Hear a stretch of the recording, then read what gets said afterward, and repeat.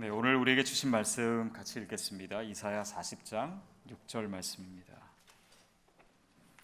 이사야 40장 6절 한 절 말씀 우리 한 목소리로 같이 읽도록 하겠습니다. 시작. 한 소리가 명령한다. 외치라. 그래서 내가 말했다. 무엇이라고 외쳐야 합니까? 모든 사람은 풀과 같고 그 모든 아름다움은 들판의 꽃과 같다.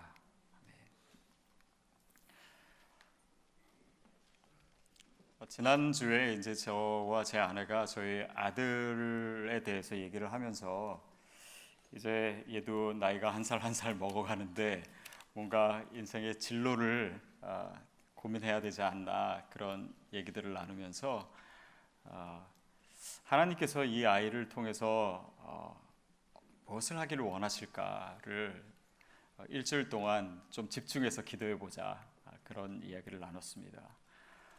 보통 그 공부를 잘하는 집들은 이런 고민은 잘 안 해요. 근데 저희는 이제 그런 얘기 나누면서 하나님께서 얘에게 주신 것이 무엇인가, 또 얘가 정말 기쁘게 할 수 있는 일이 무엇인가, 또 그러면서 하나님께 영광이 되고 또 많은 사람들을 유익하게 할 수 있는 그것이 무엇일까, 그런 것들을 이제 생각해 보고 있습니다. 그러면서 제 머릿속에 드는 생각은 우리 인생이 하나의 큰 문제를 푸는 것 같은 느낌이 들었습니다. 하나님께서 과연 나를 왜 만드셨을까? 왜 이 땅에 보내셨을까? 그리고 나에게 있는 이 모든 것을 통해서 나의 재능이든 아니면 내가 좋아하는 것이든 내 인생의 경험이든 나의 아픔이든 그 무엇을 통해서든 정말 하나님께서 어떤 모양으로 내가 살기를 원하시고 어떤 영광을 받으시기를 원하시나, 그것을 발견하고 또 그것을 고민하는 것 우리 모두에게 있습니다. 그냥 하나님이 없는 사람들은 그냥 어떻게 하면 돈 많이 벌까, 어떻게 하면 사회에서 더 높은 지위를 차지할까, 이제 그런 고민이겠지만 우리의 고민은 본질적으로 다른 것이죠. 몇 주 전에 지금 뉴송 철치의 지금 그 목사님이신 이 데이브 기본스 목사님을 저희 스텝 모임에 모셨어요. 그래서 이제 그분 이야기를 듣는데 한 네 가지 정도의 질문이 중요하다 그러는데 제가 세 번째 네 번째는 제가 잘 적용이 안 돼서 별로 기억성이 없고, 첫 번째 두 번째가 이겁니다. 너의 손에 지금 가지고 있는 것이 무엇이냐? 하나님께서 너에게 주신 것이 무엇이냐? 내 삶에서 그것이 어떤 것이든. 그 다음에 묻는 것은 너의 페인이 무엇이냐? 너의 고난이 무엇이냐? 내 삶에서 남들과 달리 힘들고 어려웠던 그런 체험들은 무엇인가? 그것이 결국 내 삶에 에너지를 주고 내 삶을 인도하는 역할을 한다는 거예요.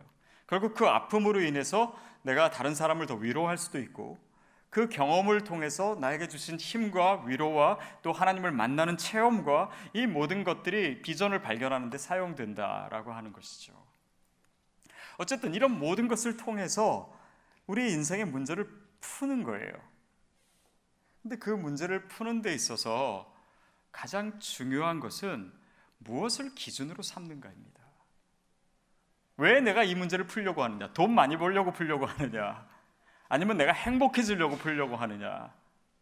아니면 우리가 믿음 안에서 정말 하나님이 나를 만드신 그 목적을 분명히 알고 하나님의 뜻대로 살아가기 위한 문제를 푸는가? 저는요, 제 다이어리에 이제 적어놓은 것 중에 목회 철학도 적어놓고 제 인생의 사명 선언서도 적어놓고, 또 한 가지 적어놓은 것 중에 하나가요, 제가 의사 결정할 때의 기준들입니다. 이제 몇 가지가 있어요. 근데 그 중에 한 가지가 뭐냐면, 제일 첫 번째 또 제일 중요한 것은 뭐냐면 그 문제의 본질이 무엇이냐, 그것을 묻는 것입니다.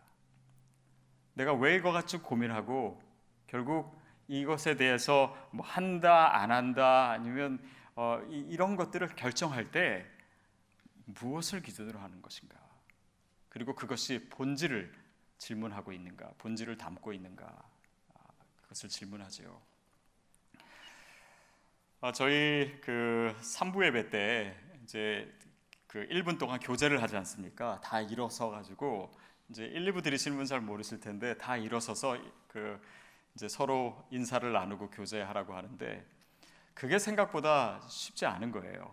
그러니까 어색하고 또 그냥 이렇게 한 번씩 돌아가면서 인사하고 보면은 뭐 아직 10초밖에 안 흘렀고 그러니까 굉장히 곤혹스러워하는 분들도 있고 또 제가 그것을 하면서도 굉장히 안쓰럽게 느껴질 정도로 이게 쉽지 않다라고 느낀 적이 있습니다. 요즘은 물론 훨씬 잘 되고 있어요.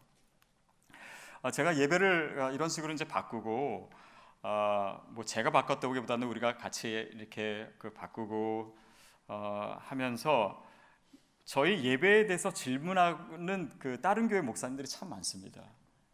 근데 그 중에 저랑 굉장히 친한 친구 목사님이 그 한국에서 개척을 했는데 교회가 굉장히 빠르게 성장을 하고 있어요. 근데 이 예배에 대해서 얘기해 주니까 이거 너무 좋겠다고 자기도 하고 싶다고. 근데 이제 한꺼번에 다 할 수 없으니까 한 가지부터 해야 되겠다. 그래서 제일 먼저 적용한 게 그 교제예요. 1분 동안 성도끼리 서서 교제한 거. 근데 그 교제를 시작한 지 지금 한 4-5달이 됐는데 그 교회가 빠르게 성장하다가 그 인사를 시작한 다음부터 성장이 멈췄어요.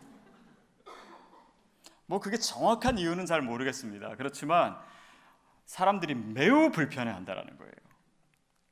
그래서 이것 좀 안 하면 좋겠다고 목사님한테 따지듯이 얘기하는 사람도 있고 그러고 보면 참 저희 교회 성도님들이 좋아요. 저한테 따지는 분이 하나도 없어요. 근데 저도 사실은 고민했거든요. 이게 성도들한테 쉽지 않고 특히 한국 사람한테 쉽지 않다. 근데 그것을 결정하는 저에게 있어서 이 기준은 사실 너무 단순합니다. 그것을 하나님이 기뻐하시는가, 기뻐하지 않으시는가. 그 예배 가운데 교제하고 형제가 서로 연합하고 동거하는 것을 하나님이 기뻐하신다는, 그리고 이 예배 가운데 교제하는 것이 곧 예배이라는 그런 확신이 있기 때문에 사람들이 불편하고 또 힘들지만은 이것을 계속해서 가져가야겠다라고 하는 결심을 계속하게 됩니다. 어쨌든 우리 삶에 있어서 문제를 푸는 데 있어서 여러분의 기준은 무엇입니까? 여러분은 무엇을 기준으로 그것을 결정하고 그 본질에 충실하게 결정을 하고 있습니까? 어쩌면 우리가 본질을 생각한다라는 것은 뭐 그거 외에도 생각해야 되는 것도 많고 또 때와 시기도 중요하고 상황도 중요합니다. 그래서 어쩌면 늘 최선의 결정이 아닐 수도 있을런지도 몰라요. 그러나 최소한 부끄럽지 않은 결정이 됩니다. 우리 인생의 문제에 있어서는 더욱더 그렇고 또 이 큰 문제를 풀어감에 있어서 우리가 그 부분에서 하나님의 분명한 음성을 듣지 않는 한 우리 이 인생, 한 번 사는 인생, 내 생명, 내 삶의 목적, 그 문제를 우리가 너무 부주의하게 다룰 수가 있는 것이죠. 자, 오늘 본문 말씀은 이렇게 얘기합니다. 한 소리가 명령한다. 외치라. 외치라. 그래서 내가 말했다. 무엇이라고 외쳐야 합니까? 그랬더니 모든 사람은 풀과 같고 그 모든 아름다움은 들판의 꽃과 같다. 이게 하나님의 음성이었어요. 모든 사람은 풀과 같다. 우리말 성경은 이것을 사람이라고 번역했고 개역 개정이나 다른 버전에서는 육체라고 번역을 했습니다. 그러니까 이것은 꼭 어떤 사람을 얘기한다거나 아니면 우리의 어떤 그런 피지컬한 바디를 얘기하는 의미가 아니라 육체적인 것, 또 세속적인 것, 물질적인 것, 뭐 이런 것을 의미하는 것이죠. 그것은 풀과 같다. 그것은 피었다 지는 꽃과 같다라고 하는 말입니다. 들판의 꽃과 같다라고 하는 것은 꽃처럼 예쁘다라고 하는 의미가 아닙니다. 그냥 피었다가 사라지는 것이다. 뭐 그게 아름다울 수도 있고 또 때로는 중요할 수도 있고 또 필요한 것일 수 있는데 금방 폈다가 지는 것이다. 부질 없는 것이다. 더 나아가서는 헛된 것이다 라고 얘기합니다. 그리고 그 꽃은요, 한동안 정말 예쁘게 폈다가 어느 순간 사라져요. 그러니까 수요 예배 때 우리 청년들도 많이 참석하는데, 청년들 지금 너무 예쁘고 한참 너무 좋을 때고, 그렇지만 제가 예언합니다. 금방 지나가요. 저도 어렸을 때는 미소년이라는 이야기도 들을 뻔했고, 근데 지금은 이제 사가가기 시작하더라고요. 여기 계신 뭐 집사님들, 권사님들 동네 총각 엄청나게 울리셨던 분들 아닙니까? 근데 그 젊음의 시기도 언젠가는 사라져요. 꽃은 사라집니다. 자, 그런데 그 가운데 그 꽃과 이렇게 그 풀처럼 사라지는 그 인생의 육체적인 것, 허무한 것들, 세속적인 것들, 그것을 다 뒤로 하고 외치라라고 얘기하는 것입니다. 근데 이게 바로 외치는 내용이에요. 뭘 외칩니까? 그랬더니 외치는 내용이 뭐냐면, 모든 사람은 풀과 같고 그 모든 아름다움은 들판의 꽃과 같다. 인생의 허무함을 외쳐라. 그것이 피었다가 지는 꽃임을 외쳐라. 들판의 풀과 같음을 외쳐라. 그것이 오늘 우리에게 무슨 의미일까요?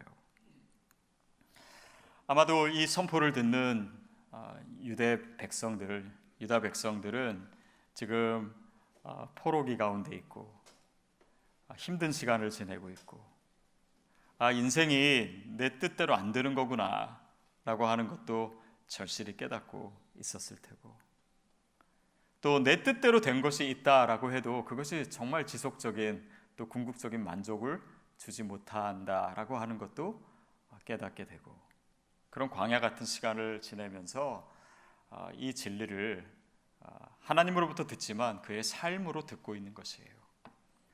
이것이 다 지나갈 것이다 라고 하는 것이죠. 우리의 명예도, 우리가 한순간 누리던 그런 행복도 언젠가는 지나갈 것입니다. 물론 고난도 지나갈 것입니다. 덧없다라고 하는 것이죠.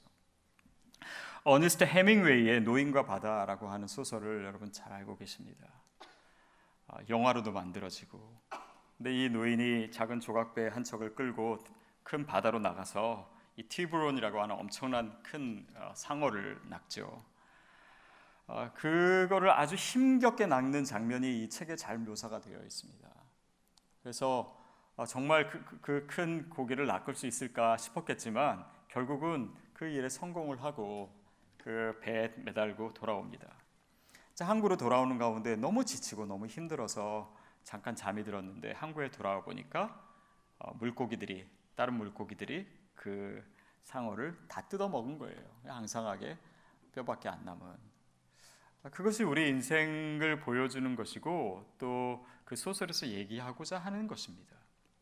근데 이제 평론가들은 그 해밍웨이의 인생이 바로 그 소설 안에 들어있다라고 얘기를 합니다. 이 해밍웨이는 어렸을 때부터 굉장히 힘이 셌대요. 그래가지고 그 노예로 있던 이렇게 흑인들과 이렇게 씨름을 해도 이길 정도로 힘도 세고 머리도 좋고 재능도 뛰어나고, 결국은 소설가로 성공하고 노벨상도 받고, 그러나 나중에는 결국 인생의 허무함을 느끼고 우울증에 걸리고 엽총으로 자살을 하죠.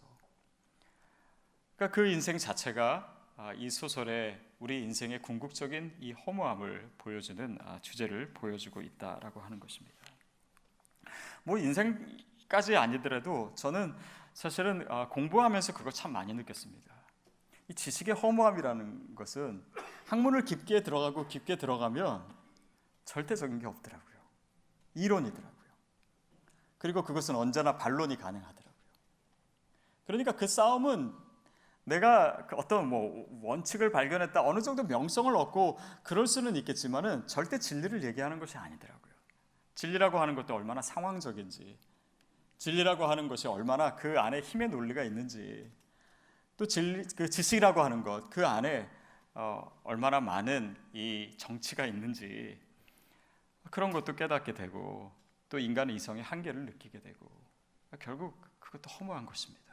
아마 여러분이 관심을 갖고 또 여러분이 에너지를 쏟는 그 부분도 더 깊이 들어가면 아마 그렇게 비워진 부분을 발견하게 될 수도 있습니다. 많은 사람들이 여기까지 생각하지 않는 것 같아요. 그리고 그냥 살아갑니다. 남들이 하는 대로 살아갑니다. 남들이 초등학교 가니까 초등학교 가고, 중학교 가니까 중학교 가고, 대학 가야 된다 그러니까 대학 가고, 좋은 회사 취직해야 된다니까 취직하고, 뭐 그렇게 해서 승진하고, 그냥 계속해서 돈 벌고 집 사고, 집 사서 뭐 방 늘려가고, 그러니까 이런 그냥 특별히 생각하지 않아도 남들이 다 하는 일, 그렇게 그것이 인생이고, 거기에 모든 에너지를 다 쏟고 사는 동안 정말 하나님이 나를 왜 만드셨는지, 내 삶에 많은 이 사건들의 의미는 무엇인지, 하나님이 정말 나에게 특별히 주신 것은 무엇인지, 그것이 단지 돈을 버는 도구가 아니라 하나님의 뜻과 하나님의 나라와 하나님의 기쁨을 위해서 내 삶이 적용되는 그런 고민과 문제를 푸는 것이 없이 우리 인생을 살아가는 사람들이 있습니다. 심지어는 신앙인들도 그렇게 살 수 있어요. C.S. 루이스가 쓴 이 예기치 못한 기쁨, Surprised by Joy라고 하는 책에서 그는 인간에게 있어서 그 채워지지 않는 욕구를 한 독일어 합성어로 얘기합니다. 젠주흐트라고 하는 단어인데요. 그것은 제넨이라고 하는 사랑하다, 갈망하다라고 하는 뜻의 단어와 또 병적인 이 갈망을 의미하는 주흐트라고 하는 단어를 합성해서 이 젠주흐트라고 하는 단어를 만듭니다. 그러니까 이 사람들이 이런 이 갈망, 채워지지 않는 갈망, 이것을 누구나 가지고 살아간다는 거예요. 그런데 이것을 해결하는 방식을 세 가지로 나눕니다. 첫 번째는 어리석은 자, 미련한 자는 이것을 어떻게 하냐면 어떤 목표에 도달하기만 하면 만족을 얻을 것이다. 이 갈망을 채우면 내가 지금 원하는 거 거기까지 오르면 될 것이다 라고 하는 그 생각에 계속해서 자기의 인생의 시간과 에너지를 소비합니다. 그런데 막상 목표를 달성한 후에는 그 만족감이 얼마 가지 못한다는 사실을 뒤늦게 깨달아요. 아주 뒤늦게 깨닫습니다. 이미 늦은 때에 깨닫는 것이죠. 그래서 이런 사람들은 잘못된 목표를 쫓아가다가 일생을 다 허비해버리는 그런 사람들이 있습니다. 아마 우리 주위에도 굉장히 많지 않을까 싶습니다. 두 번째는 이 부류보다는 조금 더 지혜로운 사람이에요. 이 사람들은 이 만족이 채워질 수 없음을 알고 이것을 억누르려고 해요. 그러니까 이 갈망을 억누르려고 합니다. 근데 뭐 이 중에 어떤 사람은 그것에 잘 성공하는 사람이 있지만 대부분의 사람들은 그 갈망을 억누르는데 실패해요. 왜냐하면 그거에 대한 해답이 우리 안에 없기 때문입니다. 그걸 해결하기 위해서 그 갈망을 억제하기 위해서 다른 방법을 씁니다. 또 그것 때문에 중독에 빠지기도 하고. 그래서 그런 것들이 우리 인생에 그 진정한 해답을 찾지 못하는 방법으로 그 책에서 제시되고 있어요. 아까 그 어리석은 자의 방법은 그 중에 한 가지 이제 분명하게 나타난 특징 중에 하나는 비교하는 것입니다. 비교. 그러니까 그 비교가 우리 스스로를 계속해서 곰핍하게 만드는 거예요. 그 몇 주 전에 제가 나눴지만은 그 르네 지라르의 그 모방적인 욕망이랑도 비슷한 개념인 것 같습니다. 계속해서 추구해요. 근데 그 추구하는 것이 결국은 무엇이 아니라 사람이에요. 옆에 있는 사람이에요. 그러니까 그 사람이 가진 것을 내가 갖는다고 그게 끝나는 것이 아닙니다. 그러면 또 다른 사람이 보이는 거예요. 한 심리학 연구소에서 실험을 했는데 이렇게 뭔가 이렇게 영상을 보면서 아주 빠르게 우리의 시야에 잡히지 않는 0.12초짜리 영상을 중간에 껴넣는 겁니다. 하나는 아인슈타인 사진을 넣고요. 하나는 그 어릿 광대 사진을 넣어요. 두 부류로 나눠서 그 사진을 실제로 그 사람들은 눈에 보이지 않습니다. 너무 빨리 지나가기 때문에 무의식 속으로 들어오는 거죠. 그리고 나서 질문이 뭐냐면 자신이 얼마나 똑똑하다고 생각하느냐. 그 질문에 아인슈타인 사진을 무의식적으로 본 사람들은 자신을 그러니까 그 평균 6점이 나왔고 어릿 광대를 본 사람은 평균 7점 몇 점이 나왔어요. 그러니까 그 사람과 무의식적으로 비교하는, 우리가 실제로 뭐 보고 만나고 그런 건 말할 것도 없이 무의식 속에 들어와 있는 이 비교 의식과 그걸로 인해서 우리 스스로를 어떻게 생각하는가, 어떤 행복감을 가지고 있는가, 어떤 불만을 가지고 있는가, 이것이 인간이 그런 부분에 굉장히 취약하다라고 하는 것이죠. 또 비슷한 실험인데 올림픽 같은 걸 하면요, 뭐 금메달은 뭐 굉장히 만족하겠죠. 근데 은메달 리스트보다요 동메달 리스트의 만족도가 훨씬 높습니다. 은메달 리스트의 만족도는요 4.3이에요. 그런데 동메달 리스트는 몇 점이냐면 7.1점입니다. 그러니까 내가 메달이라도 어떻게든 땄으니까 얼마나 감사하고 다행이다, 뭐 이렇게 생각하는 거겠죠.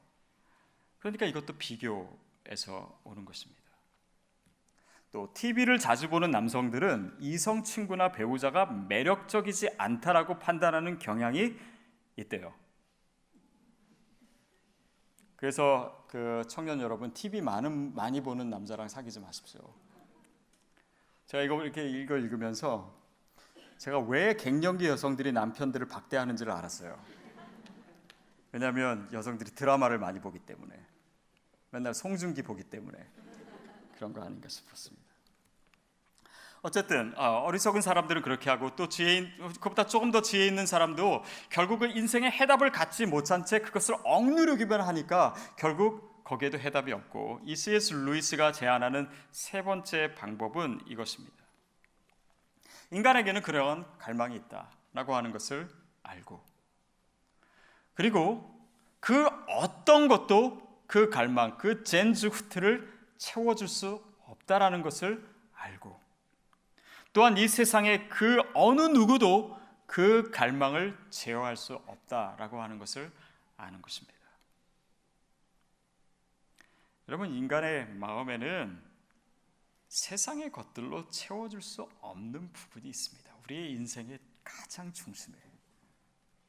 그게 어거스틴이 얘기한 내가 주님을 만나기 전까지는, 그 부분은 주님이 채워주셔야 되는 부분인데 그것이 없기 때문에 우리는 요즘도 여전히 그 갈망 가운데 시달리고 열등감 가운데 시달리고, 그것을 사람에게서 바라고 소외에서 찾으려고 하고, 결국 그것이 답이 아닌데도, 또 아닌 것을 알면서도 결국 그것이 하나님으로 채워지지 않기 때문에 계속 우리가 우리의 삶을 비참하게 사는 것입니다. 하나님이 채우실 수 있어요. 인간이 천하보다 큽니다. 한 영혼이 천하보다 커요. 저는 그것을 어떻게 생각하냐면, 천하를 줘도 인간은 만족 못해요. 채울 수가 없습니다. 하나님만이 그 부분을 채울 수가 있어요. 물론 다음 구절에 나오지만 풀은 마르고 꽃은 시듭니다. 그러나 하나님의 말씀은 영원히 서리라. 하나님의 말씀, 하나님의 현존이에요. 그 하나님만이 우리의 영혼을 채울 수가 있어요. 그러기 전까지는 계속 목마른 것입니다. 계속 헛된 길을 가는 거예요. 채워도 계속 목마른 것입니다. 자, 그것을 외치라고 하는 것이에요. 그래서 그 외침의 기준은 정말 영원한 것이냐, 아니면 그렇지 않은 것이냐, 정말 중요한 것이냐, 아니면 그렇지 않은 것이냐, 정말 본질적인 것이냐, 아니면 그렇지 않은 것인가, 그것을 묻는 것입니다. 여러분, 그래서 이 문제에 대해서, 이 영혼에 대해서 우리가 열리고, 하나님에 대해서 열리고, 영적인 세계에 대해서 열리는 삶은 이제는 하나님을 모르는 삶과 사고의 방식과 사는 방식이 달라질 수밖에 없는 것입니다. 그게 다르지 않는다면 우리가 신앙인이라고 할지라도 그 하나님이 우리의 삶에 현존하지 않는 거예요. 예수를 믿으면 변하게 되어 있습니다. 안 변하는 게 기적이에요. 여러분, 우리가 예전에 영어 배울 때 이렇게 배우지 않았습니까? How are you? 이렇게 물어보면 뭐라고 대답합니까? Fine, thank you. And you? And you?까지 물어봐야 되잖아요. 저는 이게 미국 사람이 하는 영어인 줄 알았어요. 근데 제가 영국에도 살아보고 미국에 살아봤지만 이렇게 대답하는 사람이 여태까지 한 명도 못 만났어요. 그거는 교과서 속의 영어더라고요, 보니까. 실제로 물론 뭐 그렇게 하기도 하겠지만은 저는 다 그런 줄 알았더니 그렇지 않더라고요. 여러분, 우리가 세상을 살면서 이 영혼의 세계, 우리가 하나님을 만나고 알게 되는 그 세계는 굉장히 입체적인 세계입니다. 세상 속에 갇혀져 있는 것이 우리의 사고가 아니에요. 그런 면에서 하나님을 알고 이 말씀을 깨닫고 그 영적인 세계에 대해서 우리의 영혼이 열려 있다면 우리의 언어가 달라지는 것입니다. 단지 말이 바뀌는 것이 아니라 살아가는 방식 자체가 달라지는 것입니다. 책의 언어가 아니에요. 세속의 언어가 아니에요. 1형식, 2형식, 3형식, 4형식, 5형식, 목적어, 목적보 이렇게 배우는 영어가 아니라 실제로 하나님이 만드신 세계 속의 실제를 얘기하는 것입니다.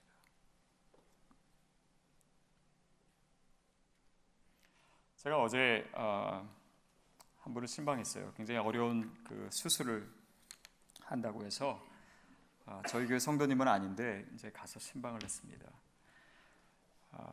근데 젊은 분인데 수술하고 깨어나서 비몽사몽 가나 있을 때 저한테 그런 고백을 하더라고요. 목사님, 제가 수술을 하는데 그런 생각이 들었습니다. 제가 살고 죽는 것은 하나님께 큰 문제는 아닌 것 같아요. 모르겠어요. 평소 때도 그렇게 어려운 말 잘 안 하는 것 같은데 이게 약 기운에 그랬는지 저에게는 살고 죽고가 너무 중요한데 보니까 하나님께는 별로 안 중요한 것 같아요. 이 말은 하나님이 우리를 중요하게 생각하시지 않는다거나 아니면 우리의 생명이 중요하지 않다라고 하는 것이 아닙니다. 하나님께 있어서 우리가 죽어도 또 우리가 살아도 그분께는 뭐 큰 차이가 없어요. 우리에게 뭐 영원한 삶이 있고 우리에게 큰 문제가 하나님의 시선에는 좀 다를 수 있다는 것입니다. 그러면서 제가 평소에 요즘 머릿속에 계속 맴돌고 있는 생각은 뭐냐면 우리가 하나님이 부르심을 받을 때 이제 개인적으로가 아니라 공동체적으로 부름을 받기 때문에 우리 인생 자체도 굉장히 공동체적이잖아요. 그러니까 우리는 그 큰 그림 안에서의 한 부분을, 한 조각을 맡고 있는 거예요. 그러니까 다 똑같을 필요가 없는 것입니다. 사실은 내가 맡고 있는 그 조각이 뭐 그렇게 대단한 거 아니에요. 역사 속으로 다 사라질 만한 것들입니다. 그리고 그것은 딴 사람이 대체할 수 있어요. 하나님 시선을 봤을 때는 꼭 내가 해야 되는 것 아닙니다. 다른 사람도 얼마든지 할 수 있고 더 잘할 수도 있어요. 그러니 하나님의 시각을 갖는 것이에요. 그렇다면 죽음보다도 생명보다도 더 중요한 게 무엇입니까? 우리의 질문은 거기까지 나가야 됩니다. 그러면 뭘 외치란 말입니까, 주님? 이사야 선지자의 질문처럼 뭘 외치란 말입니까? 단지 이 구절을 그냥 암송하듯 외워가지고 이거를 외치라라고 하는 것보다 훨씬 더 큰 의미가 있습니다. 세상에 헛되다는 것을 어떤 방식으로 외칠 것인가? 그것을 우리 모두에게 공통적으로 하나님께서 지금 말씀하시고 도전하시는 거예요.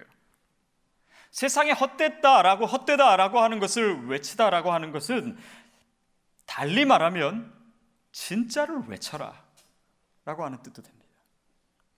나에게 체험된, 내 인생에 체험된, 내 인생의 진리가 된 바로 그 이야기를 외쳐라 라고 하는 것입니다.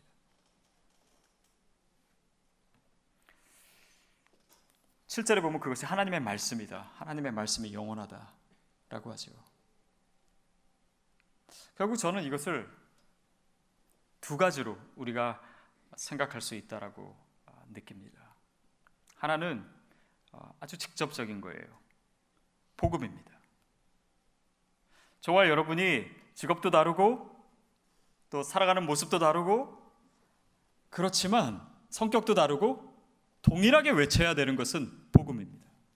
생명을 나눠주는 일이에요. 방법만 다를 뿐이에요. 그게 하나님의 말씀입니다.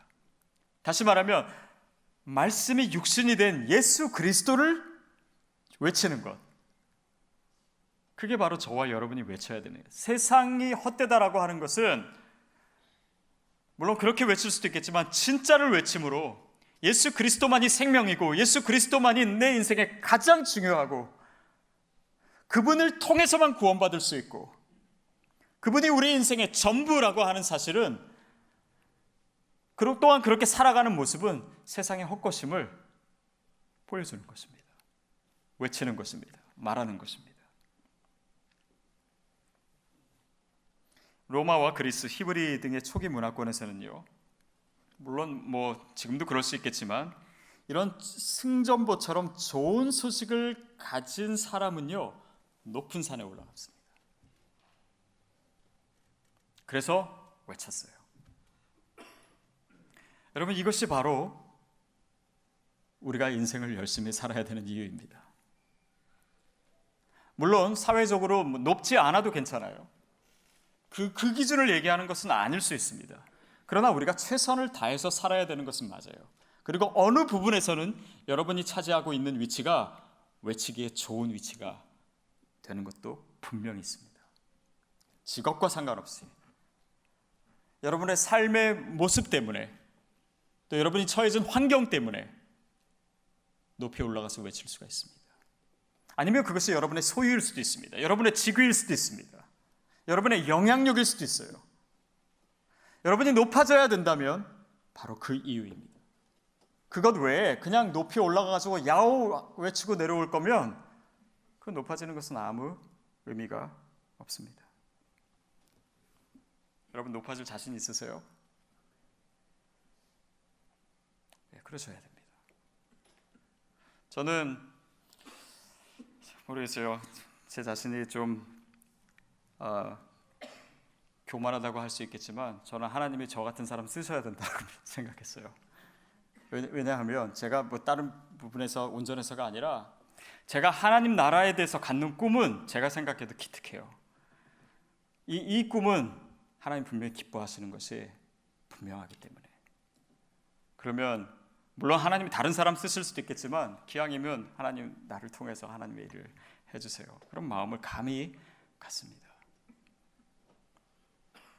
여러분, 이거는 우리가 교만하고자 하는 것도 아니고 하나님께서 우리의 삶을 계획하실 때는요 다 최고로 만드셨어요. 다 최선으로 만드셨습니다. 근데 우리는 자꾸 경쟁하려고 하고 내 소명이 아닌 다른 것에서 나에게 있는 것은 돈 버는 은사가 아닌데 돈을 벌어야 되는 세상적인 기준에 맞춰서 그것만을 위해서 사니까 최고가 안 되는 것입니다. 그러나 하나님이 여러분의 손에 쥐어진 것, 여러분 삶에 있는 페인, 이 모든 것은요 여러분이 만드신 목적대로 하신다면 거기에서는 최고로 사용하실 수가 있어요. 하나님께서 문제를 푸는 것입니다.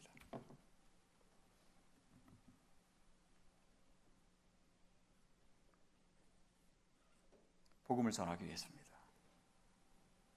생명을 전하기 위해서예요. 여러분, 수요 예배 나오신 여러분, 이 목표를 절대 잊지 마십시오. 두 번째는 뭘 외치냐면 그것은 삶으로 외치는 것입니다. 내 인생의 스토리를 통해서 외치는 거예요. 제가 몇 달 전에 한 장례식에 갔습니다. 근데 제가 잘 아는 분이 아니었어요. 하영정 목사님이랑 이제 잘 가깝게 지내셨던 분이라 그 장례 예배를 드리러 갔습니다. 근데 설교를 해야 되는데 그분의 인생에 대해서 제가 별로 아는 게 없어요. 그러니까 한두 번 식사를 같이 한 적은 있었는데 그때도 많은 대화를 나눴던 것은 아닙니다. 근데 그분이 그때 무슨 얘기 하셨냐면 본인이 이제 의사하셨는데 아무리 어려운 환자가 와도 본인은 그렇게 얘기한대요. 걱정하지 마. 내가 다 고쳐줄게. 그러니까 환자들은요, 아무리 죽을 병 걸려도 그분만 만나면 막 이 소망이 솟구치고 정말 날 것 같은 그런 기분을 갖는 거예요. 그래서 자기는 어느 환자에게도 그렇게 절망적으로 얘기하지 않았다고, 실제로 내가 다 하지 못하는 일이더라도 그런 얘기하신 게 기억이 나요. 그리고 제가 이제 이분에 대해서 좀 알기 위해서 이분을 아는 다른 분한테 이분이 어떤 분이셨습니까? 제가 물어보니까 이런 얘기를 하시더라고요. 그분이 이제 나중에 이제 병원도 하시고 이렇게 굉장히 경제적으로 여유로워지셨는데 주변에 어려운 사람들이 그분한테 도움을 많이 청했대요. 근데 그분이 그때마다 하시는 말, 걱정하지 마, 내가 도와줄게. 걱정하지 마, 내가 도와줄게. 늘 그러셨대요. 그래서 저는 그분의 유일하게 아는 딱 두 가지가 그건데 이게 일치가 되는 거예요. 그래서 그분의 인생에 대해서 제가 잘 모르지만 이분이 바로 그렇게 얘기한 것 자체가 이분의 인생의 스토리 같습니다. 그리고 고인의 미망인 되시는 권사님께 물어봤더니 정말 그렇게 사셨다 그러더라고요. 그분에게 있어서는 저는 그게 그 인생의 스토리인 것 같아요. 걱정하지 마, 내가 도와줄게. 여러분에게 있어서는 어떤 스토리가 있습니까? 우리에게 있어서 드러나야 될 하나님의 이야기는 무엇입니까? 여러분, 외치다라고 하는 것은 큰 소리로 소리 지르는 것입니다. 여러분, 제가 이렇게 막 소리를 내니까 여러분 지금 저를 보고 계신 것처럼 누군가 만약에 뒤에서 큰 소리로 누가 뭘 외치면 아마도 그 사람을 다 쳐다볼 것입니다. 그 말은 무슨 말이냐면 소리라고 외친다라고 하는 것은 단지 소리가 아니라 내 존재를 합쳐야 되는 거예요. 내 존재를 걸고 하는 것입니다. 더욱이 외친다라고 하는 것은 내 존재를 걸고 내 양심을 걸고 내 자존심을 걸고 내 인생을 걸고 얘기하는 것입니다. 그게 스토리예요. 우리 인생의 스토리입니다. 외친다라고 하는 것은 우리 인생이 포함되어 있는 것이에요. 내 인생, 내 모든 것을 걸고서라도 외쳐야 될 그 진리, 그것을 선포하는 것입니다. 이것은 직접적인 복음이 될 수도 있지만 또한 간접적이 될 수 있어요. 그분에게 있어서 신앙인으로 사시면서 도와준다는 것은 무엇입니까? 그런 하나님의 선하심을 드러내는 거였어요. 하나님이 주시는 소망을 전해주는 유통의 역할을 한 것이었습니다. 직접적이든 간접적이든 우리 인생을 통해서 선포되어야 될 것은 무엇입니까? 그 문제를 여러분 풀으셨습니까? 아니면 지금 풀고 계십니까?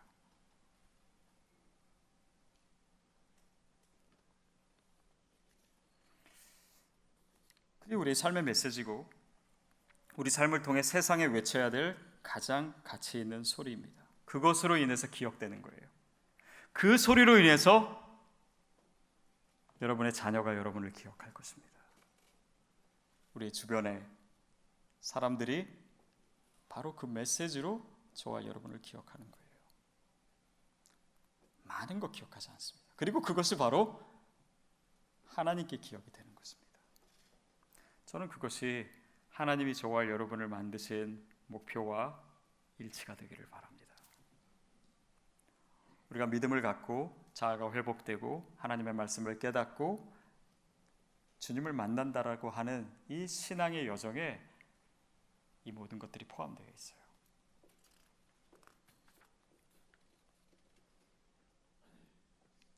여러분 다시 한번 생각해 보십시오. 우리가 지금 추구하고 있는 젠주후트는 뭡니까? C.S. 루이스의 이 The Inner Ring이라고 하는 글을 보면 사람들은 모두 그 안에 있는 고리, 이너 링 안에 들어가려고 노력한다라는 거예요. 그래서 거기 못 들어가면 속상하고 남이 들어가면 더 괴롭고 근데 그 이너링 안에 들어가면 거기에 누리는 어떤 특권들이 있고 자부심이 있는데 그것은 오래가지 않는다는 것입니다. 왜냐하면 그 안에 또 다른 이너링이 있는 거예요. 영원한 만족감은 없습니다. 허전해요. 여러분, 이 밤에 우리의 안에 비어진 부분, 아무리 안쪽으로 들어가도 세상의 것으로는 채울 수 없는 바로 그 부분이 하나님으로 채워져 있음을 다시 확인하기를 바랍니다. 제가 참 좋아하던 한 성도님이 가남으로 세상을 떠나시면서 그의 일기에 쓰셨던 시를 한 편 읽어드리고 마치겠습니다. 제가 예전인가 수요예배 때인가 한번 읽어드린 적이 있습니다. 저는 이거를 수백 번도 넘게 읽었어요.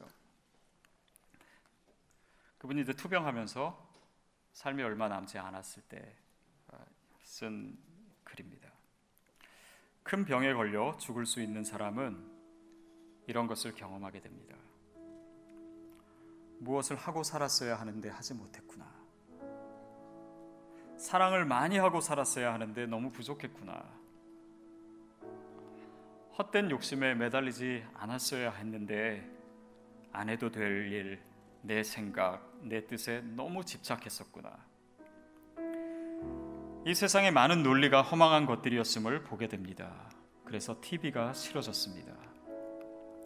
주워 담아야 할 것들도 때로는 있지만 허공을 치는 이야기들이 너무 많습니다. 왜 고난이 귀하냐면 진짜를 보게 되기 때문입니다. 헛된 일을 조금씩 알게 됩니다. 그전에는 정말 몰랐습니다. 저만 그런가요? 성경 말씀은 진짜입니다. 사투를 벌이는 사람은 진짜를 찾아 헤맵니다. 왜냐하면 죽을 수 있기 때문에, 시간이 없기 때문에, 이 생에 대한 의미를 알아야 하겠기에. 구원이 얼마나 큰 것인지 아시나요?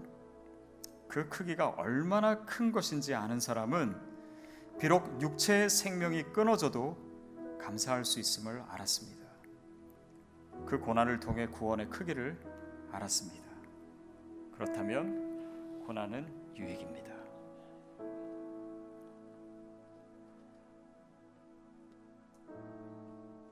우리가 세상 사람들이 따라가는 길을 계속 따라가면서는 고난 가운데 말씀하시는 하나님의 음성도, 그것의 유익도, 하나님의 더 놀라운, 더 아름다운 그림도 발견하지 못합니다. 그러나 오늘 우리가 어떤 상황이든, 그것이 고난이든 아니든, 오늘 그 내 영혼에 채워야 될 부분에 마땅히 계셔야 될 하나님을 모시십시오. 그분은 단지 내가 죽어서 가게 될 그 천국만을 보장하시기 위해서 십자가에 달리신 거 아닙니다. 오늘 내 삶의 중심이 되기 위해서 이 땅에 오셨습니다. 그것이 구원의 증거입니다. 그것이 내가 천국 갈 수 있다라고 하는 확신의 근거입니다. 그분으로 채우십시오. 그렇지 않으나 우리는 계속 맴돌게 될 것입니다. 계속 가난하게 될 거예요. 채워도 가난하게 되는 것입니다. 주님 외에 다른 것이 필요 없는 부자가 되십시오. 그러면 하나님께서 우리 삶을 더 선하고 아름답게 이끌어 주세요. 그것이 피조물된 우리가 취해야 될 올바른 자세입니다. 오늘 이 밤에 우리가 정신없이 살다가 왔지만 다시 한번 제자리에 서서 표대 그 방향을 다시 바로잡읍시다.